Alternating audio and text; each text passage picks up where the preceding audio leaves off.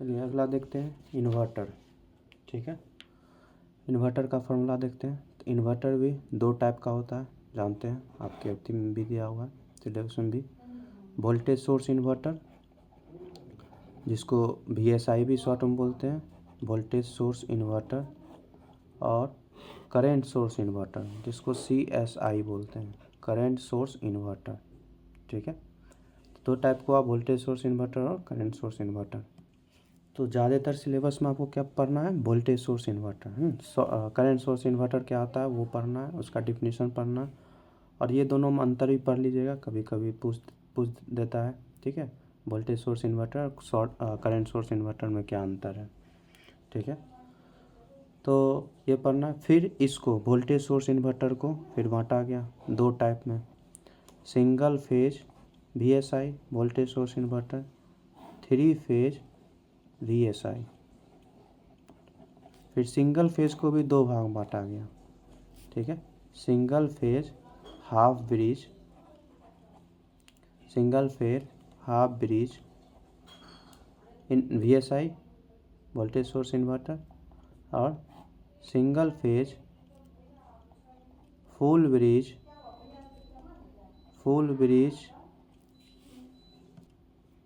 ठीक है bridge VSI। दो टाइप में बांटा है। 3 फेज VSI को भी दो टाइप में बांटा गया। ठीक है, 180 degree mode 3 phase VSI, 120 degree mode 3 phase VSI। ठीक है, तो आपके सिलेबस में ये पूरा दिया हुआ है। ठीक है, इसको पढ़ना। फिर PWM के बारे में भी है। ठीक है, तो हम लोग क्या देखते हैं, इस सब का फॉर्मूला देखते हैं। ठीक है, ज़्यादातर 180 डिग्री 120 डिग्री पूछ रहा है। ठीक है, तो अगला देखते हैं। तो पहले स्टार्ट करेंगे single phase half bridge VSI और single phase full bridge VSI में कौन कौन फार्मूला होता है, तो दोनों एक साथ लेके चलते हैं। तो एक तरफ ले लेते हैं single phase half bridge inverter, half bridge inverter, और दूसरा साइड ले लेते हैं single phase full bridge inverter.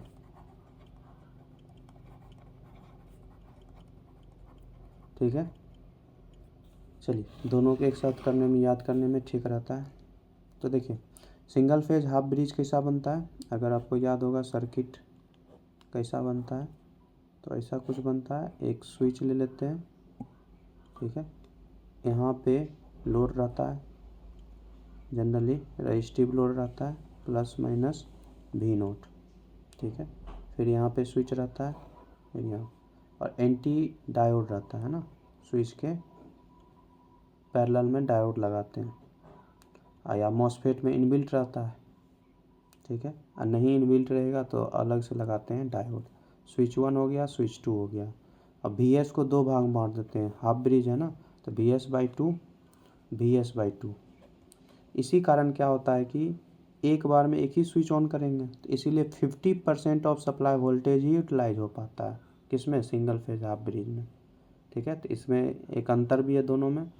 इसमें 50% ऑफ सप्लाई वोल्टेज यूटिलाइज होता है एक टाइम में, एक टाइम में, और एक टाइम में इसमें 100% सप्लाई वोल्टेज यूटिलाइज होता है।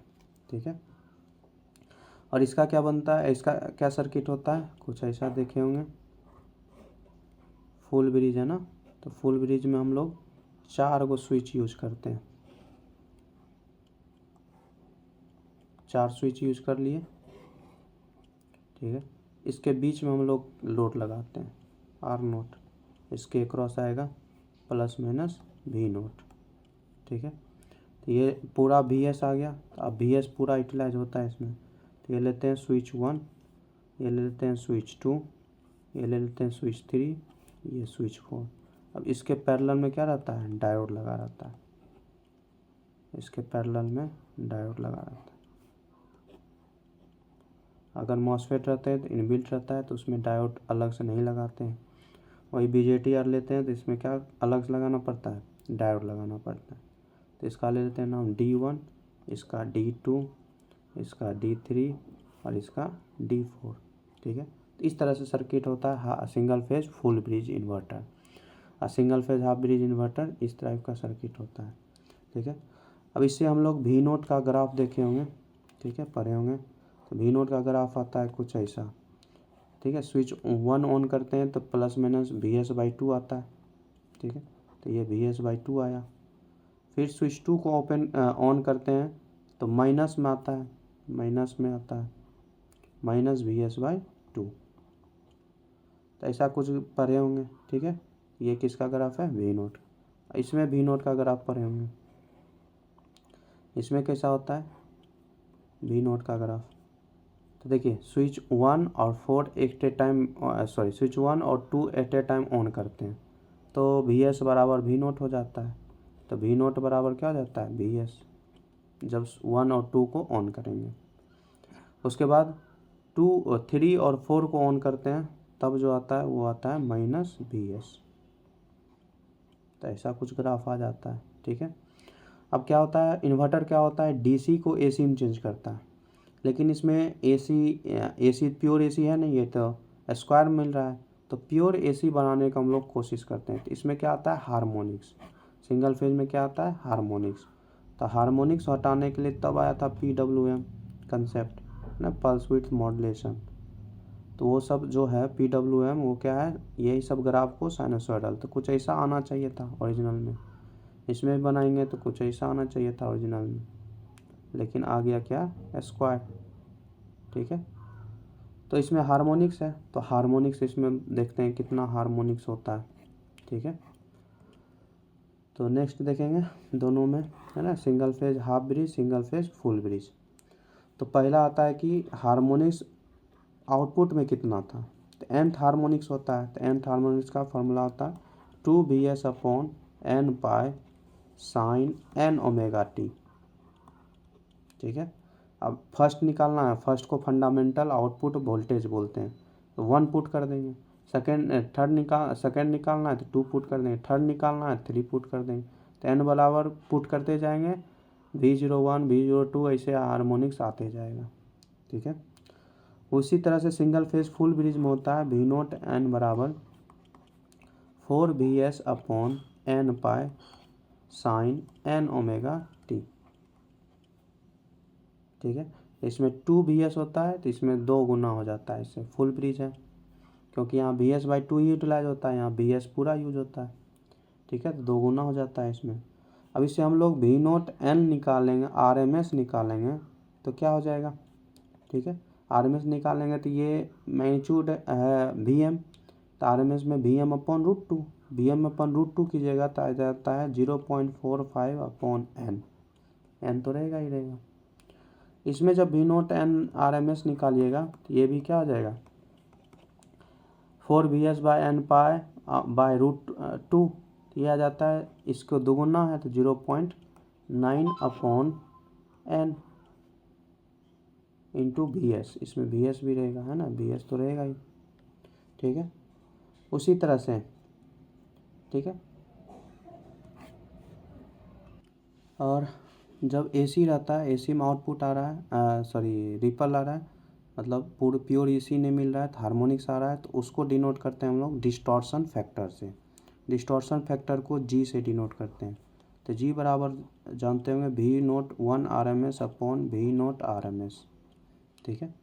1 क्या है? Fundamental RMS, V0 RMS total RMS। इसको कीजिएगा तो यहाँ पे क्या आ जाएगा, G बराबर आ जाता है हाफ ब्रिज में 0.9, और इसमें क्या आता है G बराबर, इसमें भी 0.9 आता है। तो डिस्टॉर्शन फैक्टर दोनों में सेम रहता है, तो TSD भी सेम रहेगा, टोटल हार्मोनिक डिस्टॉर्शन। ये भी क्या होता है 48.34%, इसका भी होता है TSD क्या होता है 48.34%। ये ऑब्जेक्टिव में पूछ सकता है इसमें, ठीक है। तो V0 में आ गया हार्मोनिक्स। इसी तरह से I0 में हार्मोनिक्स आएगा, ठीक है। तो I0 में अगर हार्मोनिक्स लिखेंगे तो I0 बराबर क्या हो जाएगा V0n/Zn, है ना, V/Z आ जाएगा, ठीक है।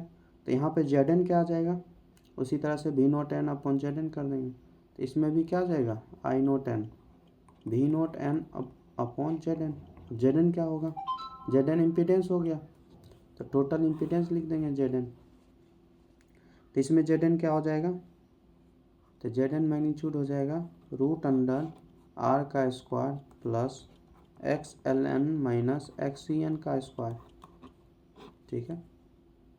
और फाई एन होगा तो 10 फाई एन आएगा ना, इसमें दोनों इम्पीडेंस में 2 रहेगा, मैग्नीट्यूड रहेगा, फेज रहेगा, तो 10 inverse X L N minus X C N upon R, तो मैग्नीट्यूड भी निकल जाएगा, फेज भी निकल जाएगा।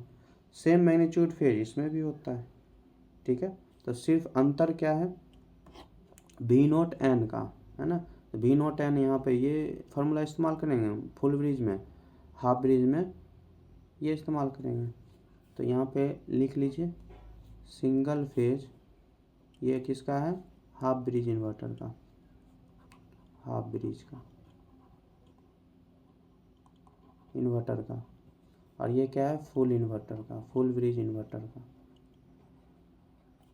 ठीक है। ये हो गया। फिर इसी में क्वेश्चन पूछता है ना, इसी में क्वेश्चन पूछेगा, दोनों के लिए वैलिड है। पूछता है कि इंडक्टिव, प्योरली इंडक्टिव लोड के लिए आई का वेव फॉर्म क्या होता है। तो आई का वेव फॉर्म होता है ट्रेंगुलर, दोनों के लिए, दोनों में आई का क्या हो जाएगा, वेव फॉर्म ट्रेंगुलर होता है, ट्रेंगुलर टाइप। तो ट्रेंगल टाइप लिख दीजिएगा, ठीक है। तो इतना हो गया सिंगल फेज के लिए। अब आते हैं थ्री फेज। थ्री फेज में 2 टाइप बताए थे, 180 डिग्री मोड और 120 डिग्री मोड। तो पहले देखते हैं 180 डिग्री मोड में। तो 180 डिग्री मोड में कौन कौन फार्मूला होता है, ठीक है। तो 180 डिग्री मोड, 180 डिग्री मोड में देखते हैं, ठीक है। 180 डिग्री मोड VSI, इसमें देखते हैं ये किसका है, थ्री फेज में ना, थ्री फेज VSI के अंदर पहला देखते हैं 180 डिग्री मोड। इसमें पहला देखते हैं, पहला पॉइंट समझते हैं। 180 डिग्री मोड क्यों बोला गया, क्योंकि conduction angle of each switch and it's anti parallel diode is 180 degree.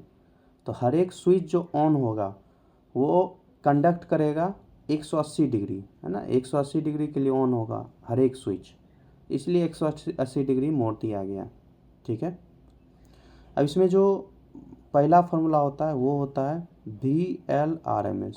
क्या होता है, VLRMS, ये इम्पोर्टेंट, बराबर √2/3 VS, ठीक है। इसमें भी 2 होता है, स्टार डेल्टा और स्टार कनेक्टेड लोड और डेल्टा कनेक्टेड लोड। तो दोनों देख लेते हैं, ठीक है। आज स्टार कनेक्टेड में क्या होगा, स्टार कनेक्टेड लोड, और दूसरा क्या है, डेल्टा कनेक्टेड लोड, ठीक है। तो star connected load, delta connected load, इसी में 180 डिग्री मोड के अंदर ही पूछता है। कभी दे देगा star 180 degree mode star connected load, कभी दे देगा 180 degree mode delta connected load. तो उसमें क्या करेंगे, तो इसमें पहला VLRMS तो सेम रहेगा, जो ऊपर लिखे हैं दोनों के लिए वैलिड है, √2/3 VS। इसमें भी सेम ही रहेगा, VLRMS क्या रहेगा, √2/3 VS। दूसरा, इसमें जो V फेज होता है, V फेज RMS जो होगा वो क्या होगा, VLRMS अपॉन √3, ठीक है। इसमें क्या होगा, इसमें VL फेज और V फेज क्या रहता है, सेम रहता है डेल्टा कनेक्टेड में। तो इसमें क्या लिख देंगे, V phase RMS equal to VLRMS, ठीक है। लेकिन इसमें क्या रहता है, स्टार कनेक्टेड में V फेज RMS बराबर VLRMS अपॉन √3। फिर करंट का लिखेंगे दोनों में। दूसरा, तीसरा लिखेंगे तो क्या हो जाएगा, I phase RMS equal to ILRMS, ठीक है। इसमें तो अलग होता है, इसमें क्या होता है, ILRMS equal to √3 I phase RMS। अब देखिए यहाँ पर RMS लिख रहे हैं, यहाँ एवरेज लेंगे तो यहाँ भी एवरेज लेंगे, यहाँ एवरेज लेंगे तो यहाँ भी एवरेज लेंगे, ठीक है। तो आई फेज बराबर आई एल याद कर लेंगे, या आई एल बराबर √3 आई फेज याद कर लेंगे। ठीक है, हम इसलिए आर एम एस दे रहे हैं कि आर एम एस का ज़्यादा यूज होता है। ठीक है, चौथा इसी तरह से I phase R M S निकालना होगा तो क्या हो जाएगा, V phase R M S upon load जो रजिस्टेंस दिया रहेगा आर। इसमें भी सेम है ना, आई फेज अगर आर एम एस निकालना होगा तो क्या हो जाएगा, V phase R M S upon R. ठीक है, लोड जो रहेगा आर। ठीक है, पाँचवा पावर, लोड पावर पूछता है तो ये लिखेंगे 3 I phase R M S square into R. इसमें भी लिखेंगे वही चीज़, पी निकालने होगा 3 I phase R M S square into R. अब देखिए दोनों में सेम नहीं आएगा I phase R M S, क्यों नहीं आएगा, तो देखिए I phase R M S बराबर क्या है, I L R M S upon √3। इसमें क्या आई फेज बराबर, I phase R M S बराबर I L R M S, और I phase R M S किससे निकलेगा, V phase R M S upon R. ठीक है, तो पहले भी I phase R M S निकालेंगे, I phase R M S निकालने के बाद यहाँ पुट कर देंगे, पावर निकल जाएगा, लोड पावर निकल जाएगा। ठीक है, इतना तो याद करना ही करना है। इसके बाद 180 डिग्री मोड में इसके अलावा, ठीक है, अगर इसमें आउटपुट में क्योंकि हार्मोनिक्स होता है तो हार्मोनिक्स अगर पूछ दिया है ना, एक में पूछा भी है ट्रांजिएंट करंट है ना न्यूमेरिकल में, तो हार्मोनिक्स अगर रहता है तो हार्मोनिक्स क्या होता है, अगर भी आर एन 3 फेज है ना तो आर वाई एन, तो आर अगर है रेड येलो ब्लू में, तो रेड में देख लेते हैं है ना, एक में देखेंगे सेम दूसरे में हो जाएगा। ठीक है, तो 2 VS अपॉन होता है N pi into sine N omega T. ठीक है, वी आर एन ये हो गया फेज में। उसी तरह से लाइन में होता है। ठीक है, तो फिर अभी फेज में देख लीजिए है ना, लाइन का उतना नहीं पूछता है, तो ये हो जाएगा V R N upon Z N, और जेड एन क्या हो जाएगा, जेड एन हो जाएगा √R² plus X L N minus X C N का स्क्वायर, और फाई क्या हो जाएगा, 10 इनवर्स, ये हो गया magnitude 10 inverse X L N minus X C N upon R. ठीक है, तो ये थोड़ा सा याद रखिएगा। ठीक है, फिर पूछता है क्या, जो फंडामेंटल पावर क्या होगा, तो फंडामेंटल पावर को P1 से डिनोट करते हैं, तो V1 बराबर हो जाएगा 3 V phase 1 R M S into I phase 1 R M S, I phase 1 R M S into cos phi 1। Fundamental जो पावर फैक्टर है अगर दिया रहेगा, I phase 1 R M S निकाल लेंगे, V phase 1 R M S निकाल लेंगे है ना, V L R M S मालूम है, सब फॉर्मूला बता दिए हैं, स्टार कनेक्टेड डेल्टा कनेक्टेड है देख लेंगे, तो इससे निकल जाएगा। ठीक है, और ये जो निकलेगा V phase 1 R M S यहाँ से निकलेगा, यहाँ 1 पुट कर देंगे, इसका वैल्यू निकालेंगे, पुट कर देंगे, आर एम एस लेना है ना तो वी एम अपॉन √2 कर देंगे। I phase 1 R M S निकालना है तो यहाँ से निकालेंगे है ना, जो भी मैग्नीट्यूड आएगा आई एम आएगा तो आई एम बाई √2 कर देंगे। ठीक है, तो इस अनुसार से हम लोग निकालेंगे, और कॉस फाई निकालना है तो फाई 1 यहाँ पुट कर देंगे, तो 1 यहाँ हो जाएगा, तो ये फाई एन है। ठीक है, तो पावर फैक्टर निकल जाएगा। तो ये 180 डिग्री मोड है। इसी तरह से 120 डिग्री मोड होगा। एक चीज़ और, ठीक है, ये फिक्स रहता है डिस्टॉर्शन फैक्टर, क्योंकि यहाँ पे हार्मोनिक्स आया था, हार्मोनिक्स में डिस्टॉर्शन फैक्टर आता है, ये हमेशा इसमें 180 डिग्री मोड में होता है G बराबर 3/पाई। ऐसे 120 डिग्री मोड में भी रहता है G बराबर 3/पाई। ठीक है, ये बराबर G बराबर क्या होता है, V0 1 RMS upon VL RMS। ठीक है, अब आते हैं 120 डिग्री मोड पे, 120 डिग्री मोड VSI। ठीक है, तो ये सेकेंड हो गया। तो फर्स्ट क्या था 180 डिग्री मोड, सेकेंड क्या है 120 डिग्री मोड। तो इसमें पहला फार्मूला देखते हैं। इसमें पहला फार्मूला VL RMS होता है VS अपॉन √2। क्या होता है VS/√2। इसमें भी दिया रहता है star connected load, star connected load और क्या रहेगा डेल्टा कनेक्टेड लोड, दोनों में से कोई पूछ सकता है। ठीक है, तो इसमें भी देख लेते हैं। तो इसमें पहला देखते हैं। तो सेम VL/RMS जो होगा वो क्या हो जाएगा VS/√2। इसमें भी VL/RMS जो होगा वो क्या हो जाएगा VS/√2। सेकेंड, इसमें V फेज RMS जो हो जाएगा वो क्या हो जाएगा VL/√3। इसमें जो V फेज RMS जो होगा V फेज RMS जो होगा वो क्या हो जाएगा VL/RMS के इक्वल डेल्टा कनेक्टेड लोड में। ठीक है, फिर नेक्स्ट देखते हैं तीसरा, स्टार कनेक्टेड में तीसरा देखते हैं। I फेज RMS क्या होता है IL/RMS के बराबर, किसमें स्टार कनेक्टेड। वही डेल्टा कनेक्टेड में क्या होता है IL/RMS equal to √3 I phase RMS। अब I फेज RMS कैसे निकालेंगे, तो सेम I फेज RMS क्या हो जाएगा V phase RMS upon load resistance. इसमें भी सेम रहेगा I phase RMS equal to V phase RMS upon load resistance. पाँचवा P लोड पावर पूछता है ना, तो 3 I phase RMS into R, जो I फेज RMS यहाँ से निकलेगा इंटू R कर देंगे, 3 से मल्टीप्लाई कर देंगे। इसमें भी सेम रहेगा 3 I phase RMS square into R। ठीक है, तो देखिएगा ये सब सेम है, पिछला का भी सेम है, बस चेंज कहाँ होता है VL/RMS, और सब फार्मूला सेम रहता है जो 180 डिग्री मोड में बताए। ठीक है, स्टार कनेक्टेड और डेल्टा कनेक्टेड में। अब इसमें भी अगर V0 में हार्मोनिक्स रहेगा तो क्या आएगा। ठीक है, तो क्या होता है दूसरा ले लेते हैं। पहला था VL/RMS लिख दिए थे, दूसरा अगर VRN लिखना तो ये होता है इसमें 120 डिग्री में 2VS/n pi sine n π/3 into sine n ω/t plus π/6। ठीक है, ये होता है।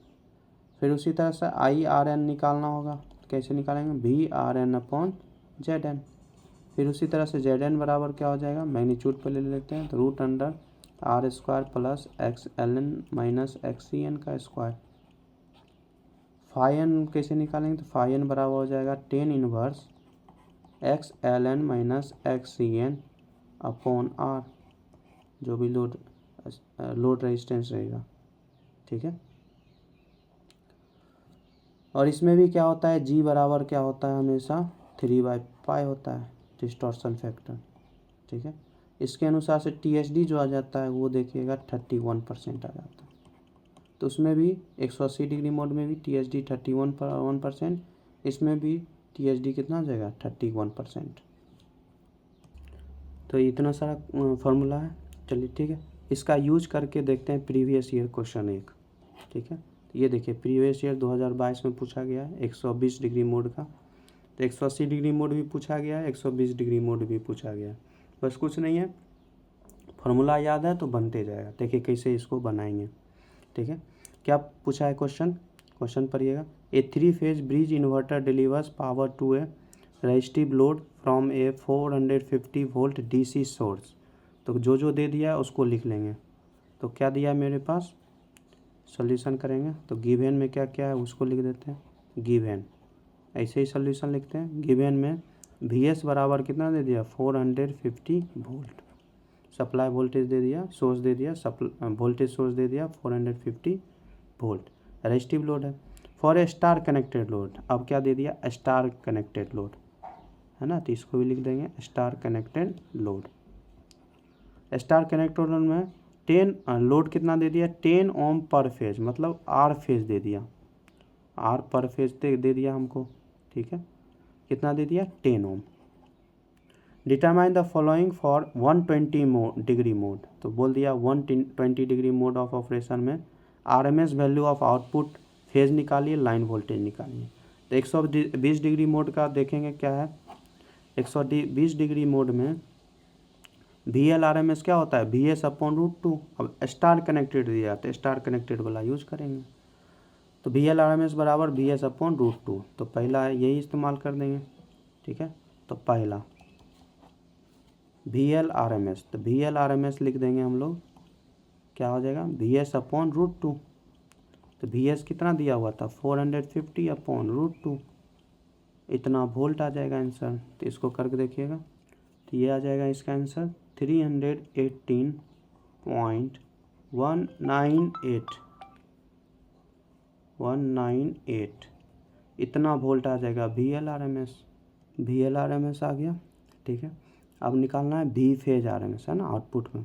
तो V फेज RMS, तो V फेज RMS क्या हो जाएगा, तो यहाँ से देख लीजिए स्टार कनेक्टेड में क्या होता है VL और V फेज में, V फेज RMS बराबर VL/√3, तो VL/√3 कर देंगे।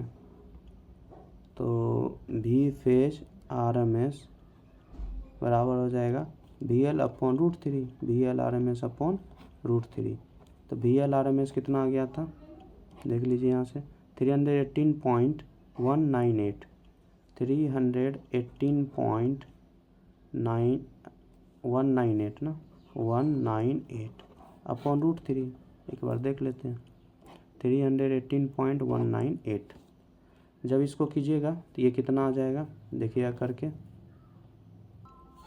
100 आएगा 183.711 या 12 लिख दीजिए, है ना, अप्रॉक्स इतना वोल्ट।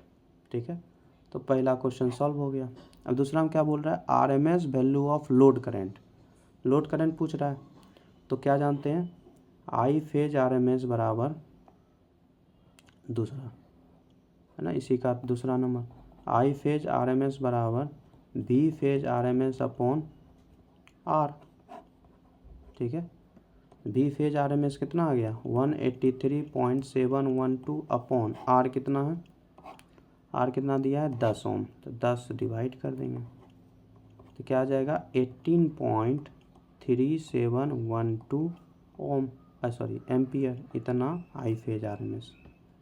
अब देखिए ध्यान से, ये फेज RMS पूछा है, तो RMS क्या हो जाएगा इसमें। अब देखिए यहाँ पे RMS क्यों नहीं निकाले, VL क्यों, IL क्यों नहीं निकाले पहले। तो देखिए ध्यान से, R जो दिया है ये फेज में दिया है, यहाँ देखिए पर फेज है ना, तो यहाँ गलती मत कीजिएगा। VL/RMS बराबर IL/RMS/R कर सकते थे ना, लेकिन नहीं, क्योंकि ये पर फेज में दिया है रेजिस्टेंस, तो रेजिस्टेंस जहाँ पे आएगा वहाँ फेज आएगा।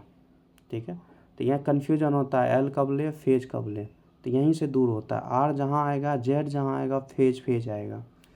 अब I फेज RMS आ गया, तो स्टार कनेक्टेड में I फेज बराबर क्या होता है IL/RMS। देखिए I फेज बराबर IL/RMS स्टार कनेक्टेड में, तो यहाँ पर क्या हो जाएगा IL/RMS बराबर सेम आ जाएगा, IL/RMS बराबर I फेज RMS बराबर कितना हो जाएगा 18.371 एम्पियर। ठीक है, तो लिख देंगे in star connected we know that IL/RMS बराबर I फेज RMS बराबर इतना, आंसर आ जाएगा। दूसरा हो गया। तीसरा में क्या पूछा है, लोड पावर, लोड पावर पूछा है। तो लोड पावर कैसे निकालेंगे, लोड पावर का फॉर्मूला क्या बताए थे, तीसरा P बराबर हो जाएगा 3 × I phase RMS square into R। अब R आया तो I फेज लिए, ठीक है, ये ध्यान रखिएगा। 3 × I फेज कितना है, यहाँ से देखिए 18.3712, तो 18.3712 का स्क्वायर इंटू R कितना है 10, देख लेते हैं 18.3712। ठीक है, अब इसको सॉल्व करेंगे, तो इसको जब सॉल्व कीजिएगा ये आएगा, ये आ जाएगा आपका 10125.03 मान लीजिए। ठीक है, ये इतना वाट आ जाएगा, किलो वाट में करेंगे तो 3 डिजिट वाट आएगा, तो 10.125 किलो वाट, इतना आ जाएगा आंसर पावर का। तो तीनों आंसर तीनों का आ गया, है ना, लोड पावर। ठीक है, तो इन्वर्टर में 180 डिग्री मोड और 120 डिग्री मोड इम्पॉर्टेंट है। लगभग हर साल पूछ ही रहा है, ठीक है। तो इसको फार्मूला को याद करके जाइएगा और इसके आधारित पर क्या है, एक क्वेश्चन अपने से ट्राई कीजिएगा, प्रीवियस ईयर ही ट्राई करके जाइएगा, जो प्रीवियस ईयर में है सबको ट्राई कीजिएगा, ठीक है। और इसको ध्यान रखिएगा ये क्या इन्वर्टर में कितना टाइप का होता है, ठीक है। इसके अनुसार से पढ़ना है, आपका पूरा ये सिलेबस है, CSI भी दिया हुआ है सिलेबस में, ठीक है। तो पूरा पढ़ के जाइएगा, ठीक है। थ्योरी पूरा पढ़ के न्यूमेरिकल में जो भी फार्मूला है उसको याद करके जाइएगा, क्योंकि फार्मूला बेस्ड ही क्वेश्चन पूछता है।